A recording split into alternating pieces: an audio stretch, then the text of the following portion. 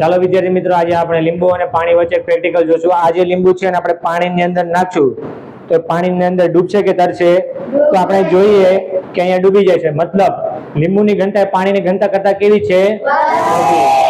તો આપણે એવું કંઈક કરશું કે જેના કારણે લીંબુ છે એ પાણીની ઉપર તરે, એના માટે આપણે પાણીની ઘનતા વધારવી પડશે। ચાલો આપણે આપણી પાસે જે મીઠું છે NaCl એને આપણે પાણીની અંદર ઓગાળશું, જેના કારણે પાણીની જે ઘનતા છે ડેન્સિટી એની અંદર વધારો થશે।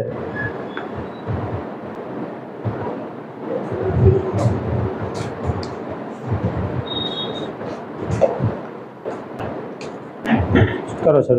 ચાલો વિદ્યાર્થી મિત્રો, આપણે જોઈએ કે લીંબુ છે અને આપણે પાણીની અંદર હવે નાખીએ છીએ, મીઠું આપણે ઓગાળી દીધું છે। તો અહીંયા જે લીંબુ હતું પેલા ડૂબતું હતું, હવે લીંબુ શું થાય છે? તરે છે। એનો મતલબ પાણીની ઘનતા લીંબુ કરતા કેવી થઈ ગઈ છે? વધારે।